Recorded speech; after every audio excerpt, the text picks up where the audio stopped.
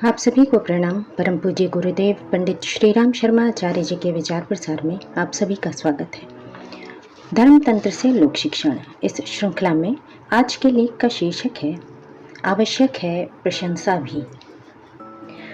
जब किसी व्यक्ति के सद्गुणों की चर्चा की जाए तो वह प्रशंसा कहलाती है, और यदि दुर्गुणों की चर्चा की जाए तो निंदा कहलाती है। प्रशंसा व निंदा, सच व झूठ दोनों रूपों में हो सकती है।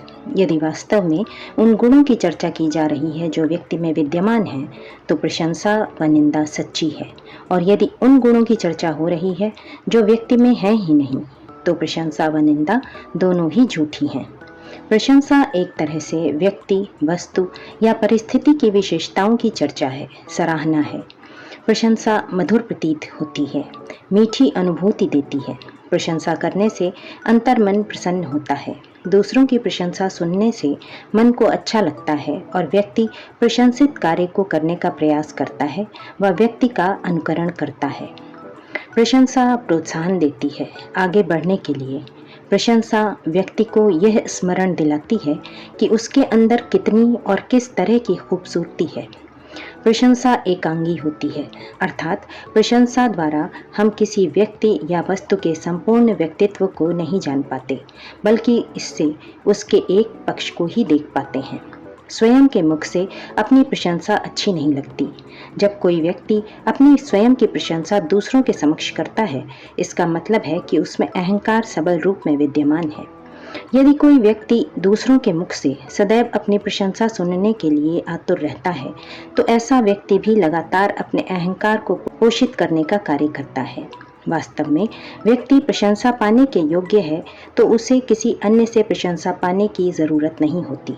उसे स्वयं ही प्रशंसा दूसरों के मुख से सुनाई देने लगती है। लेकिन प्रशंसा का एक सच यह भी है कि यह एक तरह से मधु, शहद के सदृश है। यदि इसमें व्यक्ति की आसक्ति हो जाए तो व्यक्ति भी मक्खी की तरह इसमें फंसकर अपना सब कुछ गंवा देता है। अर्थात यदि प्रशंसा सुनकर व्यक्ति का अहंकार प्रबल हो जाए तो धीरे धीरे उस अहंकारी व्यक्ति के पास वास्तव में प्रशंसा करने के योग्य कुछ बच नहीं पाता, क्योंकि अहंकार रूपी दुर्गुण उसके समस्त सद्गुणों को आवृत्त कर लेता है।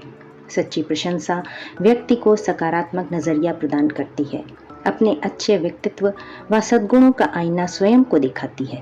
कई दुर्गुणों के होते हुए भी यदि व्यक्ति के सद्गुण उसे नजर आने लगे तो वो स्वयं को सुधारने में लग जाता है और उसे अपने सद्गुण दिखते हैं प्रशंसा में।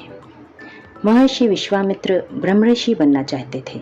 इसके लिए उन्होंने कठोर तप किया, ब्रह्मा जी को प्रसन्न किया और वरदान मांगा कि वे ब्रह्म ऋषि का पद चाहते हैं। ब्रह्मा जी ने उनसे कहा, यदि महर्षि वशिष्ठ आपको ब्रह्मर्षि कह दें तो आपको ब्रह्मर्षि का पद मिल जाएगा।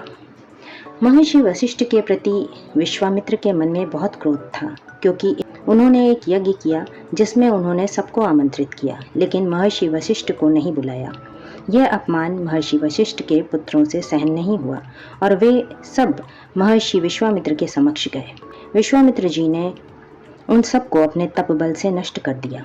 इस पर भी वे संतुष्ट नहीं हुए और एक दिन रात में छिपकर महर्षि वशिष्ठ को मारने पहुंचे, लेकिन देखा कि वे अपनी पत्नी अरुंधति से महर्षि विश्वामित्र के गुणों की प्रशंसा कर रहे थे।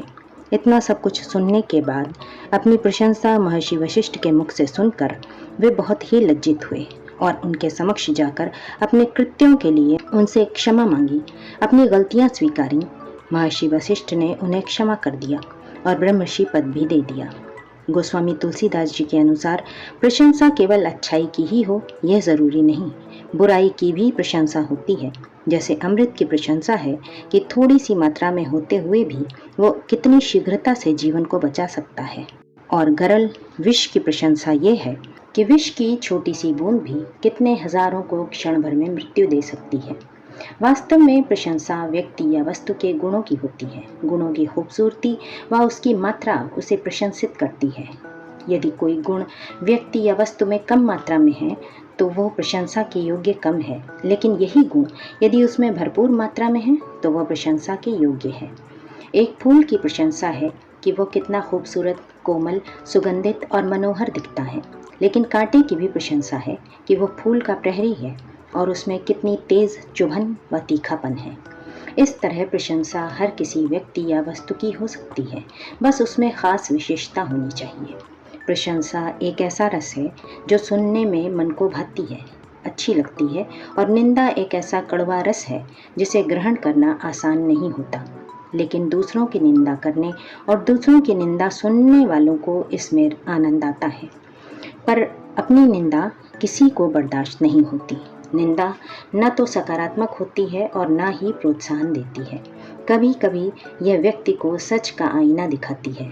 यदि व्यक्ति इसे स्वीकार कर सके और स्वयं को सुधार सके तो इसका लाभ मिलता है।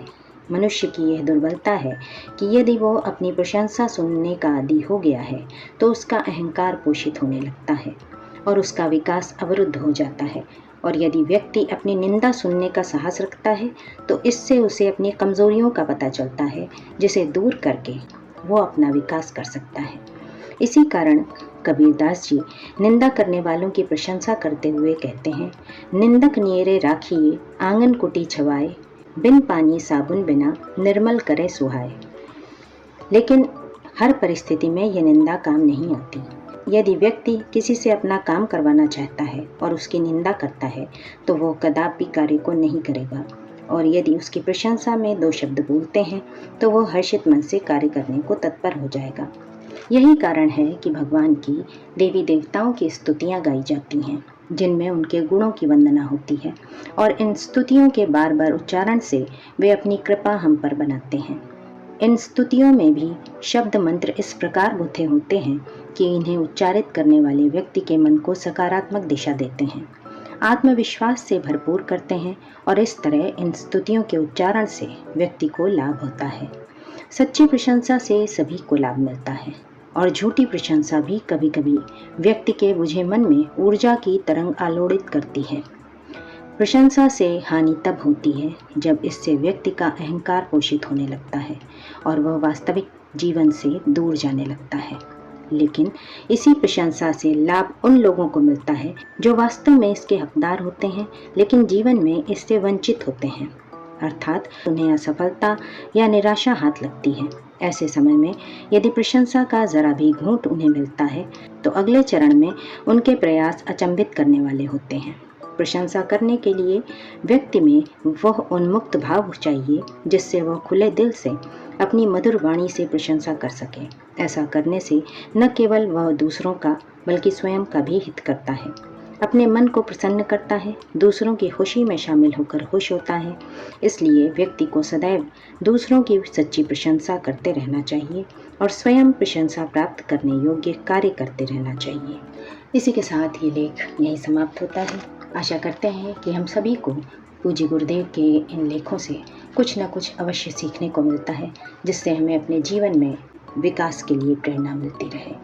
अखंड ज्योति, सितंबर सन 2015, पृष्ठ संख्या 29 और 30। आप सभी को अपना बहुमूल्य समय देने के लिए हृदय से आभार एवं अनगिनत धन्यवाद। सादर प्रणाम।